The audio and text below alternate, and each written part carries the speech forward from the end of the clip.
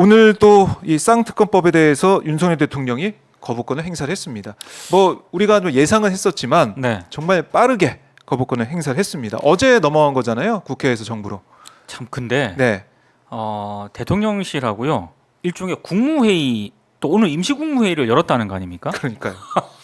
이게 원래 이제 1월 2일이죠. 그때 오전에 2024년 첫 국무회의가 예정이 돼 있었는데 맞습니다. 그걸 오후로 미뤘어요. 네. 이 법안이 넘어올까봐 국회에서 처리할까봐 정부로 처리하려고. 이게 네. 넘길까봐 새 첫 국무회의가 가지고 있는 상징성이 있지 않습니까? 그렇죠. 아니 올해 어떻게 이제 국정을 운영을 할 것이다라는 일종의 마스터 플랜이 나와야 되는 그런 자리인데 네. 그거를 이른바 쌍특검법이 정부로 이송이 될까봐 그거를 오후로 연기했다는 거 아닙니까? 근데 결국에는 이제 오늘 이제 국회가 어제 보냈고 이제 오늘 네. 이송을 한 거잖아요, 정부가. 그러니까 네. 결국에는 거부권을 행사했습니다. 임시 국무회의 열어서 임시 국무회의를 네, 열었어요. 했어요. 네. 원래 국무회의는 화요일에 열립니다. 네. 예. 근데 이걸 당겼습니다.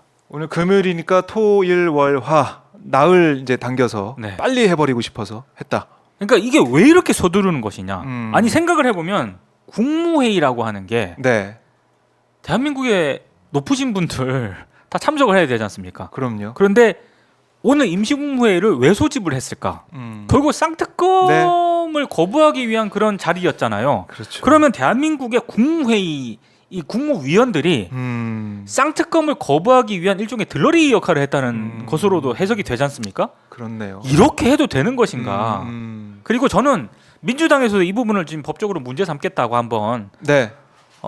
권한쟁의 소송을 한번 검토를 하겠다고 지금 하고 있지 않습니까? 네, 네. 저는 대통령 본인과 관련된 게 50억 클럽 이번에 그 특검이라고 생각을 하고 부산저축은행 관련. 부산저축은행까지 수사를 할 수가 있으니까요. 그리고 김건희 여사 특검법 같은 경우에는 본인 배우자지 않습니까? 본인 대통령하고 너무 이해관계가 직결되는 사안이기 때문에 네. 과연 이 법안들에 대해서 거부권을 행사하는 게 아무리 거부권이라든가 또 이 거부권과 함께 논의가 되고 있는 게 이제 사면권이지 않습니까? 네. 그게 헌법이 대통령에게 부여하는 권한이라 할지라도 이런 사안에서까지 거부권을 행사할 수 있나? 이거는 진짜 한번 법적인 어떤 그런 논의가 정말 필요하다고 생각을 합니다. 네. 그래서 민주당에서는 권한쟁의 심판 문제를 따져볼 필요가 있다라고 얘기를 하고 있고 네.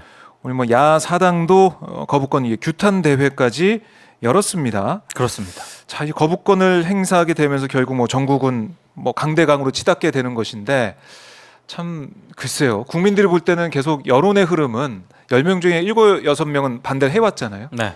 거의 뭐 국민 대부분이 이거는 철저하게 진상규명을 해야 된다고 하는데 결국 거부권을 행사해 버렸고 윤 대통령 입장에서는 국민보다 국민의 목소리나 생각보다 자신의 가족이 더 중요하다. 이렇게 봤다고밖에 해석할 수 없을 것 같아요. 그러니까 윤 대통령이 대선 후보 시절 때부터 네. 원칙과 공정, 상식. 상식 네. 이런 거 강조했잖아요. 이제 그런 얘기 하면 안 된다고 생각해요. 아니 왜 그래서 별로 안 하는 것 같아요 요즘에. 아니 패거리 카르타 이런 얘기하고. 그러니까 본인과 네. 본인 가족, 배우자 이런 부분에 있어서는 왜 그 얘기가 쑥 들어가는 겁니까? 그 원칙이. 그리고 저는 오늘 대통령실에서 거부권 행사하면서 네. 특별감찰관 제도 있지 않습니까? 그거 한번 검토를 하겠다 뭐 이런 얘기를 했더라고요. 뭐 제2부속실도 제2부속실도 한번 뭐 검토를 만들 뭐 수 있다. 아니 그게 검토를 하겠다고 뭐 딜하는 것도 아니고. 아니 그러니까요. 네. 그 태도 자체가 저는 이게 지금 김건희 특검법이나 쌍특검법에 대한 국민적 여론이 굉장히 높은데 네. 그런 부분에 있어서는 코멘트를 안 합니다. 아하. 그런데 우리가 거부권 행사하고 이건 총선용이다라고 얘기를 하면서 그러면은 제2부속실 설치라든가 이런 건 우리가 한번 검토를 해보겠다. 딴 얘기를 하고 있잖아요. 아니 마치 이제 국민들한테 이거 그 태도예요. 이거 먹고 그냥 떨어지세요. 뭐 이런 식의 네. 그건 뭐 국민들 볼 때 너무 우리가 봤을 때 이건 총선용 거부권 행사. 근데 네. 우리가 이런 거 한번 검토해 볼게요. 이 태도잖아요. 시혜를 베푸는 듯한 네. 느낌도 들고. 네. 그러니까 국민들의 여론은 목소리는 분명한데 A를 묻었는데 B를 대답하고 그렇습니다. 있는 상황이 되다 보니까 참 난감하다 이런 생각이 들었어요. 그게 사실은 네. 저희가 상당수 언론들이 이 문제 제기를 안 하고 있던데 자 이런 상황이기 때문에 네. 지금 2024년 새해가 밝은 지 얼마 안 됐지 않았습니까? 뭘 해야 됩니까? 신년 기자회견을 해야 됩니다. 근데 지금 하고 있는 거 보면은 어제부터 이제 민생 토론회 뭐 국민이 참여해서 하는 국민이 참여해서 프로그램. 하는. 그 혹시 박종 기자 보셨나요? 안 봤습니다. 제가 어제 또 이 보셨어요? 아니 왜냐하면 다른 방송도 해야 되고 이렇게 해야 네. 때문에 잠깐 봤거든요. 윤 대통령 일정 잘 챙기시는데. 정말 네. 이거는 그렇게 하면 안 됩니다. 네? 왜요? 아니 너무 거기 참여한 국민들이라고 하는 게 네. 정말로 자발적으로 어떤 정말 이렇게 이를테면 지금 이렇게 자발적으로 참여한 국민들이 맞나 싶을 정도의 약간 조금 박수치는 어떤 그런 분위기가 있었단 말이죠. 예. 그러면은 그런 식의 어떤 국민 여론을 수렴한다라고 할 거면 네. 이 비판적인 그런 입장이라든가 이런 게 다 당연히 그 자리에서 나오겠습니까? 안 저는 나오죠. 불가능한 구조라고 생각을 하고요. 그나마 어떤 국민의 생생한 목소리를 들으면은 물론 기자들이 신년 기자회견 한다고 제대로 질문을 하냐 뭐 이렇게 의심을 하는 분들도 그럴 있어요. 수도 있죠. 저도 약간 그런 어떤 회의적인 그런 시각을 가지고 있긴 한데 그럼에도 불구하고 지금 만약에 신년 기자회견을 하게 되면은 기자들이 네.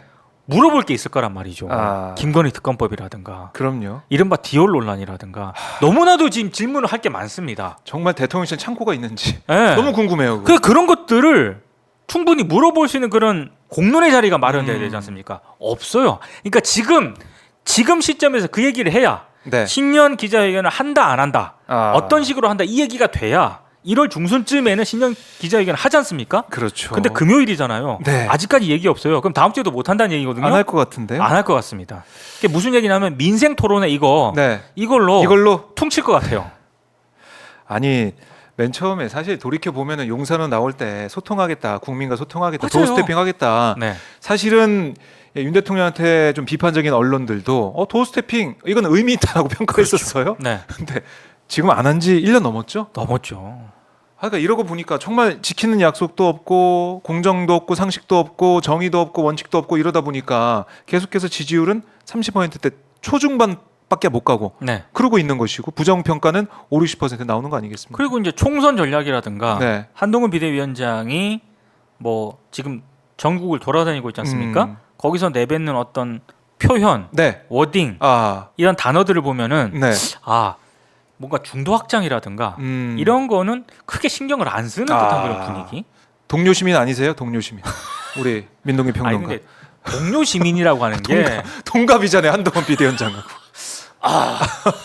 동료 시민이라고 하는 동료 게 시민. 네. 이게 사실 미국이라든가 이런 데서 네. 그냥 친애하는 약간 그런 의미였단 말이죠. 그거를 그거를 그냥 직역한 거 그대로 가져와 가지고 이게 이게 무슨 의미가 있어요? 그래요. 네? 아무 의미 없다.